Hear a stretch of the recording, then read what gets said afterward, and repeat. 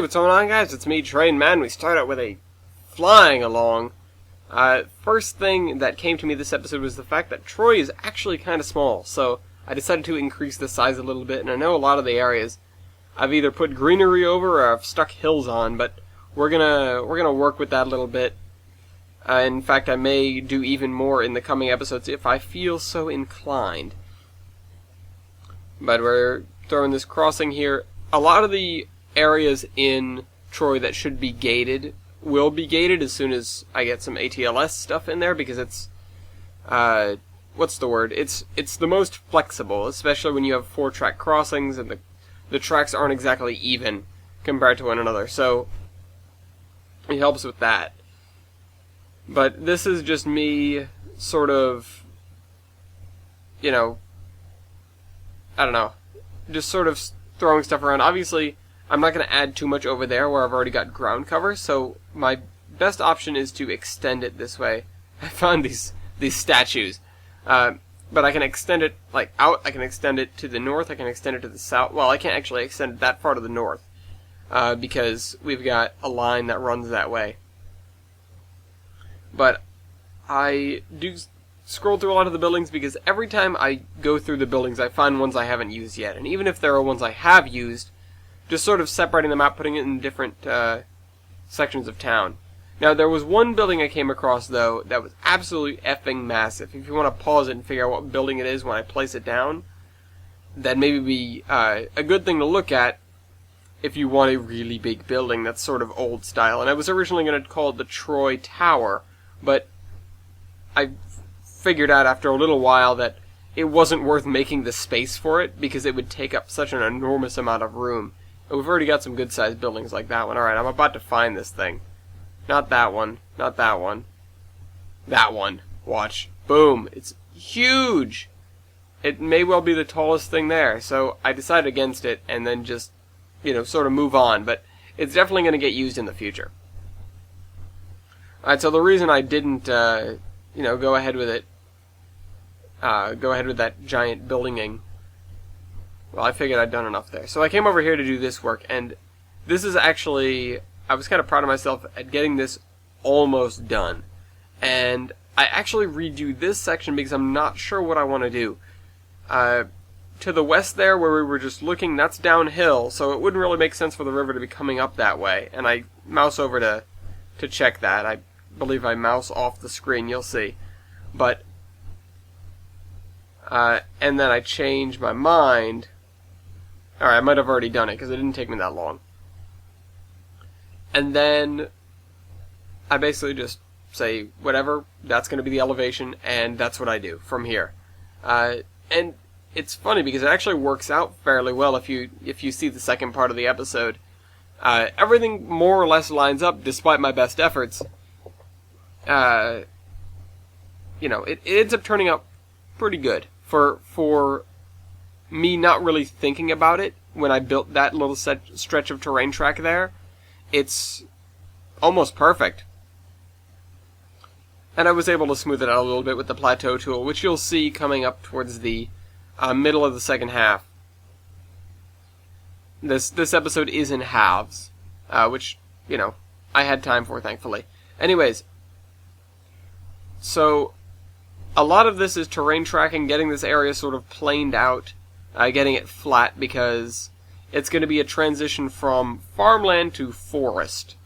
And that means I'm probably not going to be the one doing it. I'm not the farms guy, and honestly, it might give Jader a little bit of a relief from building mountains. I'm flattening all this out for him so I can go, hey Jader, here you go, take care of this for me. And then from there it's going to run into the woods and across a island that will be explained in episode 9 of the Iron Horseman Chronicles. It isn't built yet.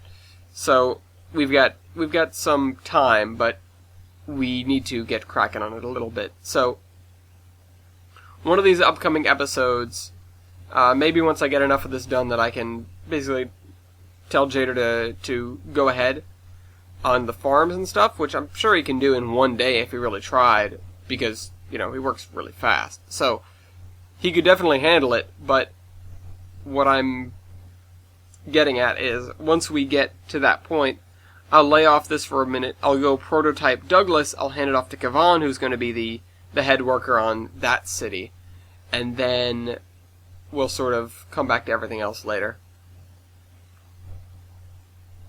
And that was a curved terrain track. I haven't actually done that in a long while. And putting splines in the terrain tracks can be really useful for getting sort of rounded mountains, if you're working on a really big scale, of course, or even just something that would have been otherwise unattainable with straight sections. Alright, so I blocked this out with a very dark swath, and that's the only reason that exists is for me to figure out where stuff goes. You'll see pretty soon that I start using it as a benchmark for my terrain tracks, which, in the end is, okay, I'm doing this a little bit differently than I did terrain tracks in the steeper areas. And by the steeper areas, I mean the last real big section that we worked on with terrain tracks was the run from Summit down to the Gorge Bridge. Now, that is it's a section it's mildly steeper than here, it's much tighter than here, and it has more variation over everything, so it deserves sort of more finesse when it comes to the terrain tracks. However, on the other hand, maybe it's more the place for cuts and embankments, which is what this use of terrain tracks really ends you with. And in a section where you have so many turns like this, it actually kind of makes sense, for there to be hills or other obstructions, but in this case it's not. It's really just sort of the main line weaving its way up. Although once you get past Wyvern, you can make the excuse that landowners didn't want to sell certain sections, and so therefore you had to go around them, and that's why it was a little bit wonky. Because from Wyvern, from Wyvern to Albany, which is the town that is, last before you go over the Gorge Bridge on this side, it's more or less plains with a steady upgrade. It's, foothills if anything. Alright, so here we are putting some hills over here. Nothing really comes of this, so I don't think it does, at least. But we're doing a lot of extrapolating data here, and this is something I was actually kind of proud of myself for doing. And it's, to make sure the banks of the river are the same height, and to make sure that we've got more or less, more or less equal slope on either side. Now, that doesn't quite work out in a lot of cases, but here we probably could have gotten away with a box. I didn't try it, though. I split it into a pair of triangles, and I could have broken those down even further, but I decided against it. May not have been my brightest moment, but at least it got the job done quicker, and nobody's really going to notice it, I don't think. Well, you guys know about it, you guys might. But there's really not a huge significant difference, and I'm not even sure if it's particularly visible in the map. So that's what I'm always really concerned about. If you can see these weird striations from space, that's something to be concerned about. Or, explain in some way, shape, or form. Of course it was water, that makes sense. But, anyways, so this area is either going to be forested or it's going to be farms. The river might be a good dividing line for that, but I haven't done the banks of the river yet, so I'm not sure how they're really going to look, and how much, usable land is going to come up to the edges of the river here. Obviously, this is currently quite steep, or, well, actually, this section gets redone. So, never mind, there aren't really too many really steep sections, but the other side, I don't know why I tried to terrain track that at first. The other side of the falls, which I haven't built yet, which are kind of the crowning jewel of this area, the other side of the falls has rather steep banks, but I think I'm going to amend that and make them, significantly less steep. If anything, I might go in there, plateau it, and then use the regular tools to sort of whittle it down to the proper height. because that'll give us some more gently sloping banks than just cliffs. This is, of course, riveting stuff, but it's, what has to be done in a map of this size. And it's really, for me, it's kind of the final note on this section, other than that river valley itself. But this is once I've flattened this out, that's kind of it. I'm done for the area. Well, one more autosave, I think, in this episode. And, of course, it hiccuped here for a little while, and then, there you go. Back to work. Kept that line going, you'll see, on the other side, despite the fact that the edge sort of nudged forwards. It's better to do that than follow the contour that you've accidentally created, because, well, it'll help with the... If you don't, it'll screw up the fact that they're all more or less at the same slope. Which these aren't quite, because that bank of the river up there moves. With as you go farther down, it changes its distance from you, but that doesn't really matter in the long run, especially when you're working over such distances as these.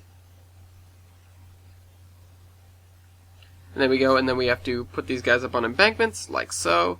I believe I noticed that the bridge is cockeyed once we build it, and try to get everything back down at 1.5 where it should be, but there's a couple of sections that remain at 1.7%.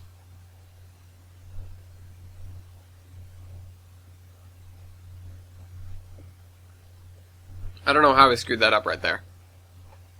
So I've got to keep pausing to take a drink of water. I'm a little bit hoarse. Anyways.